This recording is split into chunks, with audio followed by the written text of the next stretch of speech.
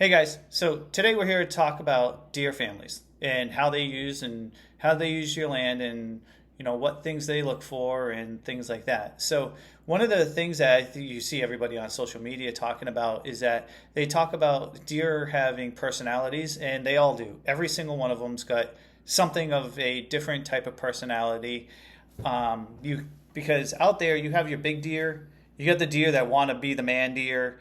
They got the other deers that are like, for lack of better terms, like your subordinate deer. They kind of just go along with everything.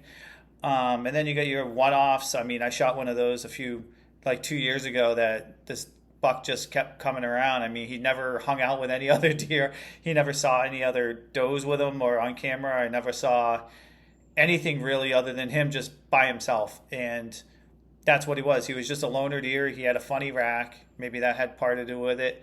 But they all seem to have some kind of personality. And the does are in the same predicament where on my land I have a doe that she's by herself constantly. I had a fawn last year that I was watching, or 2 years ago again. I was watching, and every day if I'd sat in a particular stand, literally I would watch him or her come through and walk through and everything like that. So they all have their own personality. It's kind of cool with watching them. If you've studied deer or watched deer, I've been looking at deer and watching deer for probably a better half of like 8 to 10 years at this point, hunting the same property for 10 years. And you kind of get to understand how they kind of use the property and how they go around, especially around the rut. Some deer, you'll see some bucks want to be the man. They just, they'll fight everybody. Though I've also tried calling deer, and they go the other way. And a lot of times it's because, yeah, they're not looking for a fight. They don't want to fight. They just kind of want to do their thing and go off and go do it. So one of the things about bucks that are like the man bucks is like, if you start seeing them on your property and then magically come hunting season, they're gone. The question comes in is to everybody, well, where'd they go? And a lot of times it's because of hunting pressure and people coming in. On my property, what it is, or at least one of them, they go far back in the woods. So I got about a 120-acre parcel. It's my buddy's land. If you watch my other videos, you've been seeing me doing improvements on it. And come hunting season, unless it's the rut, those deer are way in the back. I moved cameras around last year, and all of a sudden, from seeing does that we saw on the front half of the property, which you want to pay attention to, I found the bucks far back. They were way back in the woods, a lot farther than my buddy wanted to walk, or in a lot of cases I wanted to walk, because we have deer up front, and that's perfectly fine, and things like that. So some of the other things that they kind of learn, and deer are really good at learning. So this is part of that learned response with those deer, where they know when they start sensing certain smells or things like that out in the woods, they know to start going farther back, because they're going to start feeling that pressure. Definitely going to start feeling that pressure. But if you see a lot of the mature bucks, they learn. They learn quickly.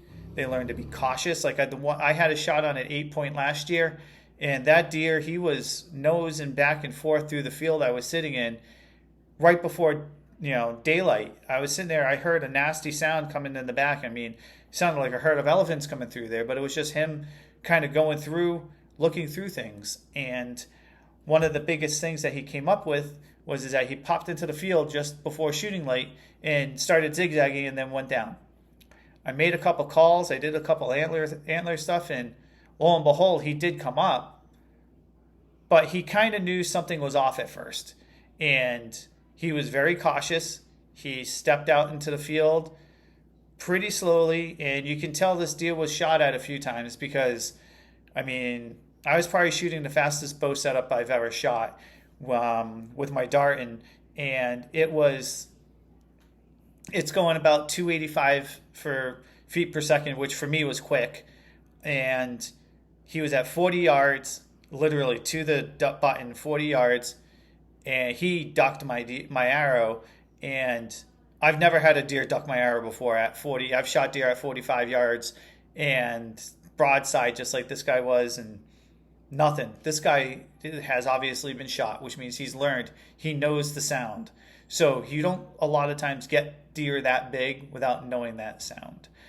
Um, so that's definitely something, they come into when you're looking at the deer. And then here's part of one of the next, basic overall things are if you're looking at your land is what are deer looking for?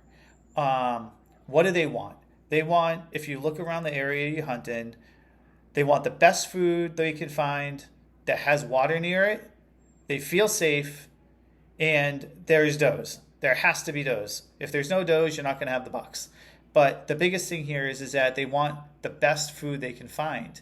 And if around you can't find food, or there's no food around you, if you can take your land, and this is where if you look at a lot of my other episodes and videos, is that you have improvements of the land.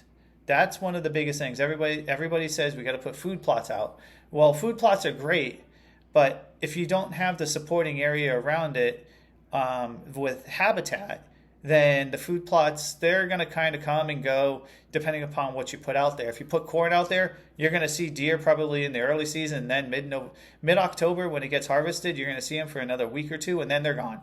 And they'll be gone for the rest of the season because there's no other habitat around. So you kind of want to make sure you have, a lot of habitat improvements. You have, a food plot or two that you can hunt around and see, and then make sure that you got some water there. So that's where a lot of looking around outside your area is. Like if you have a lot of cornfields out around your area, I wouldn't go planting corn in your area just because you see deer there. I'd be planting something else. Lots of brassicas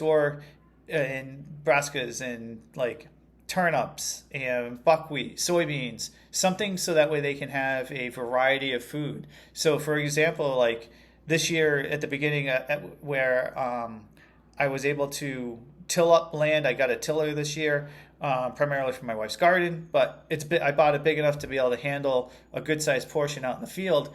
And I planted a spring release, I call it a spring release blend or mix that I have. And I threw it out there, and it's got buckwheat, soybeans, it's got sunflowers, things that will probably be able to be dead around end of July, beginning of August. So that way I can mow it down, crimp it over, but I can feed into that with a bunch with turnips and other types of food that'll last the winter wheat, winter rye, things along those lines. So from there, that's where a lot of the other improvements, if you've been starting to follow along, I've probably cut down a ton of trees so far in just a couple acres that is bordering the fields that they come through. And deer are starting to frequent there. I'm getting more daylight pictures now of deer, and I'm actually going to be moving some cameras down because I'm watching the directions they're going, and I'm going to put a few other cameras, move them so I can follow the deer to understand what they're doing and where they're going. At this point, last year, it was hard to get pictures of deer during daylight hours. I was seeing a lot at night.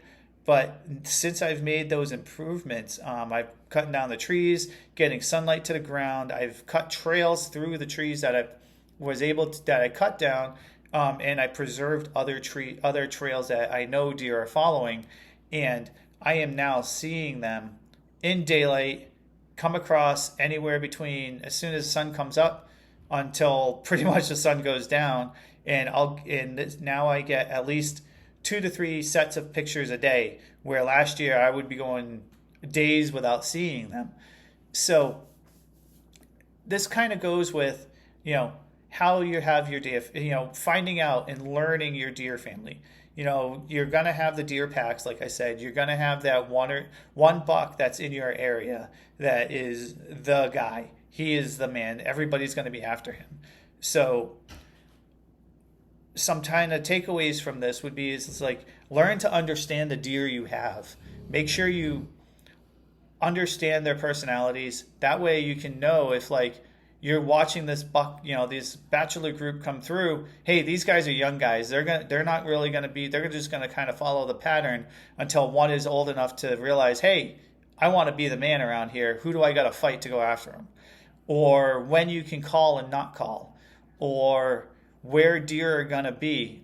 You are able to pattern deer. They generally, if you can find a good area, they will follow the areas. They will follow where, a particular path. They'll follow patterns of when they're going to be where and things like that. But so overall, I think having your structured family and understanding that on the land that you're hunting is one of the biggest steps to learning how to get some of those big deer that you guys see everywhere on here. So thanks if you like this video. If it helps you at all, give it a share, give it a like, hit a subscribe. It's going to be helpful. I'm trying to grow the channel, and hopefully this is helping you guys out.